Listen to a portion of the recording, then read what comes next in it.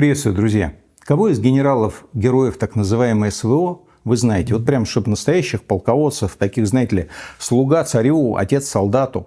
Мне, а я пристально слежу за ходом войны, про таких неизвестно. Странно, да? Вот где Кутузовы, Суворовы, Александры Невский или хотя бы Жуковы с Рокоссовским? Война идет 3,5 года. Почему их нет на слуху? Тем более, по части информационного обеспечения, это самая медийная война. У всех камеры, военкоры, соцсети и так далее. Дошло до того, что главным и самым популярным полководцем СВО пока получается, спросите, Пригожин, который вообще и не военный ни разу, и частью армии не являлся. И мятеж поднял, и закончил как-то нехорошо. А про генералов, которые прям генералы со звездами, типа Попова или Суровикина, ну или Лапина, мы в основном слышим, когда их за коррупцию сажают или снимают со скандалом. Почему так?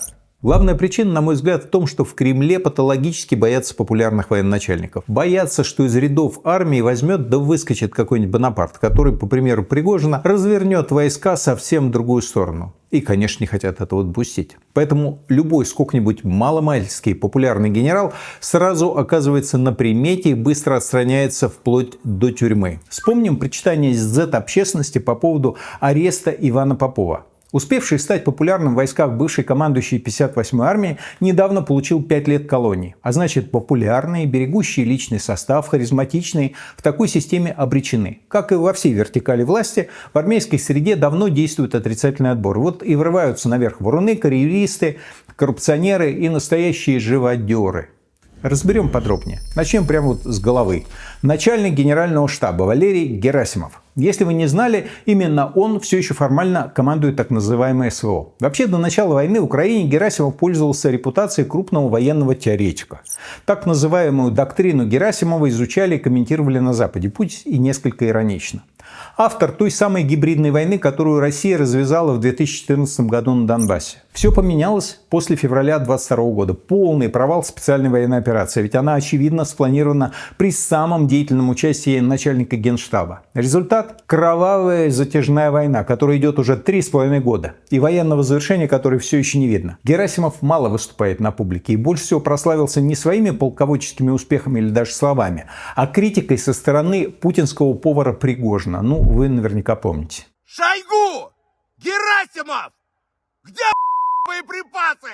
Некоторые обращения вагнеровцев к Герасимову были и вовсе, что называется, за гранью. Во время мятежа ЧВК Вагнера в июне 23 года Герасимов показательно пропал. По слухам, Пригожин очень хотел найти его и Шойгу, чтобы, как говорится, лично узнать, где же все-таки боеприпасы. Помимо любви со стороны Пригожина, начальник Генштаба прославился главным образом невероятным по масштабу враньем. Например, на следующий день после начала наступления ВСУ в Курской области он доложил Путину, что продвижение противника остановлено, и пообещал выйти к государственной границе. Действиями подразделений прикрытия государственной границы совместно с пограничниками и подразделениями усиления, ударами авиации, ракетных войск и огнем артиллерии, продвижение противника вглубь территории на Курском направлении остановлено. Операция будет завершена разгромом противника и выходом на государственную границу. Было это, напоминаю, 7 августа 2024 года. После этого украинская группировка захватила еще порядка 1000 квадратных километров в приграничных районах Курской области. Но успокоительное вранье ввело в заблуждение жителей региона. И вместо того, чтобы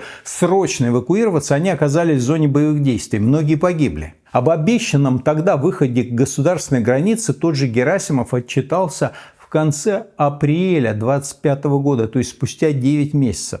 Заодно Герасимов рассказал Путину о совершенно фантастических потерях ВСУ в Курской области. Уничтожено свыше 7700 единиц военной техники, в том числе 412 танков, 340 боевых машин пехоты, 314 бронетранспортеров, около 2300 других боевых бронированных машин. Конечно, вранье начальству свойственно не только генералам, но и вообще любым чиновникам путинской вертикали. Вот только от генералов напрямую зависит жизнь людей, как собственных солдат, так и мирных жителей. И пренебрежение к жизням является фамильной чертой путинского генералитета. Вот, например, Рустам Мурадов. Генерал-полковник, уроженец Дагестана.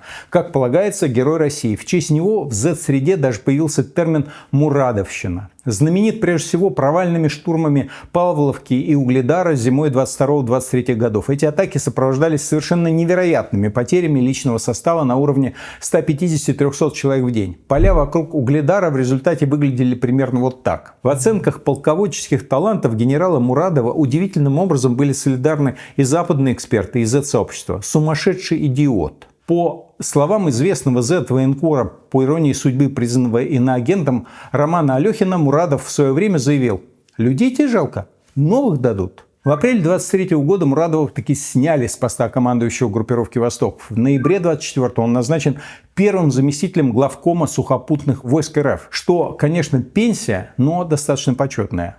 Еще один полководец СВО – генерал-майор Андрей Буйлов. С 23 года командует 15-й отдельной гвардейской мотострелковой Александрийской ордена Суворова бригадой. Ее также называют «Черные гусары». Это, к слову, единственная миротворческая бригада России. Эта миротворческая бригада с начала вторжения в Украину потеряла в боях более 12 тысяч военных.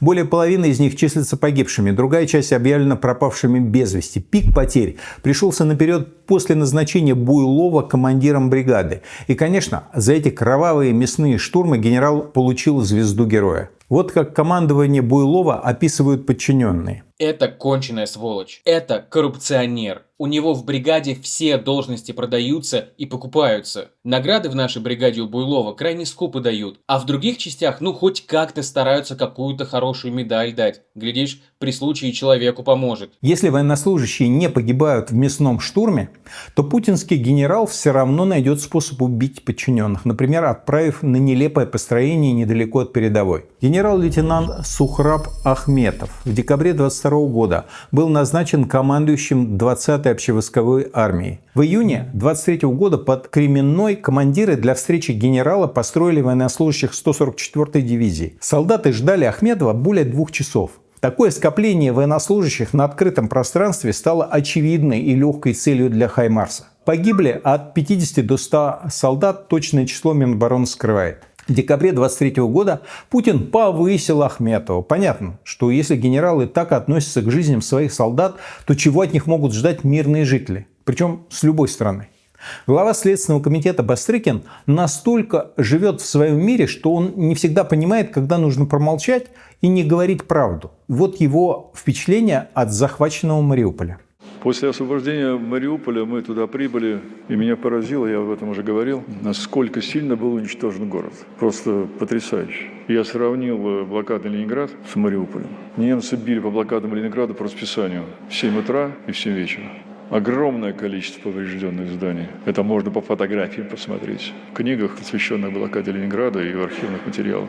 По Ленинграду, конечно, били немцы, а вот кто по расписанию сносил огнем якобы освобождаемый Мариуполь? Тут, простите, на немцев или еще на кого не свалишь. Мы знаем имена авторов мариупольской трагедии. Михаил Мизинцев руководил осадой Мариуполя. Получил прозвище «Мариупольский мясник», а до этого был известен как «Сирийский мясник» за такие же подвиги в Сирии. И Андрей Мордвичев, герой России, нынче главком сухопутных войск, командовал группировкой войск под Мариуполем. Оба обвиняются в военных преступлениях, препятствовании эвакуации из города, недопуске гуманитарной помощи, жестокости, участие в военных преступлениях поощряются и не являются препятствием в армейской карьере. И таких примеров много. Вот полковник Денис Шишов. В апреле 22 года Шишова назначили командовать 76-й гвардейской десантно-штурмовой дивизией из Пскова. Именно она участвовала в массовых убийствах мирных жителей в районе Бучи. А в декабре 23 года Шишов стал уже генерал-майором, а его дальнейшей карьере поспособствовал еще и удачный брак. Он женился на дочери нынешнего главы Алтая, бывшего главы «Единой России» Андрея Турчака. Семейные связи генералов вообще отдельная тема. Вспомним историю генерала Александра Лапина. В начале войны он прославился награждением своего сына Дениса, командира 1-го гвардейского танкового полка из состава Таманской дивизии. За 3 недели боев Лапин-младший умудрился потерять половину списочного состава танков Т-72. Так что награждать его было за что. Служу России. Яблочко от яблони недалеко падает. В середине мая 22 года Лапин-старший командовал войсками Центрального военного округа. Генерал несколько раз проводил понтонную переправу через реку Северский Донец в Луганской области. И каждый раз украинская артиллерия прицельно ее разносила с пристреленных позиций. В результате российская сторона потеряла около сотни единиц техники и почти 500 военнослужащих. Как командующий группировкой войск «Центр» Лапин-старший несет ответственность за обвал фронта под Харьковом осенью 22 года. Тогда он якобы пытался остановить отступающих мобилизованных, приставляя пистолет к голове солдат и угрожая убийством. Некомпетентность генерала была настолько вопиюща, что вызвала лютую критику даже из своей среды. Никто, конечно, разжаловать Лапина в рядовые не собирался. Его, наоборот, формально повысили, назначили начальником главного штаба сухопутных войск РФ. А еще Лапин запомнился неуемной, абсолютно неуместной тягой к примитивному пиару. Он даже получил прозвище генерал ДПС и регулировщик. Вот за это нелепое видео. Ведь командиру крупного соединения в звании генерала совершенно необходимо самому стоять и регулировать дорожное движение. Других обязанностей у него нет вообще. Не менее глупо выглядело личное участие Лапина в якобы отражении атаки украинской ДРГ на Белгородскую область в мае 23 года. Причем, естественно, видео было снято в том районе, где никаких боевых действий вообще не велось. Кстати, надо ли говорить, что генерал Лапин – герой России? Впрочем, чемпионом СВО по нелепому пиару и стыдным видео с большим отрывом является совсем не Лапин, а тикток-генерал Апти Аллудинов. Генерал-майор с 22 года, то ли соратник, то ли сменщик Кадырова. Ну и герой России, куда же без этого. Аллудинов выпустил огромное количество постановочных роликов. Я даже выпуск про это отдельно делал. А во время вторжения в Курск на протяжении нескольких месяцев чуть ли не ежедневно отчитывался. Продвижение ВСУ остановлено. В то же время именно его отряды, по мнению Z-сообщества, позорно сбежали с позиций в Курской области в критический момент, чем и обеспечили успех атаки ВСУ. Бессмысленная жестокость, некомпетентность, самопиар, клановость, вранье. Ничего не забыл? Ну и, конечно, куда ж в армии без старой доброй коррупции. Вот здесь путинские генералы точно на передовой. Бесконечные участки земли, дома, квартиры, старинные картины, автомобили, доли в бизнесе, отпуска на Лазурном берегу и просто горы наличных. В принципе, у меня язык не повернется клеймить генералов за коррупцию. Ведь их воровство точно не повышает эффективность боевых действий.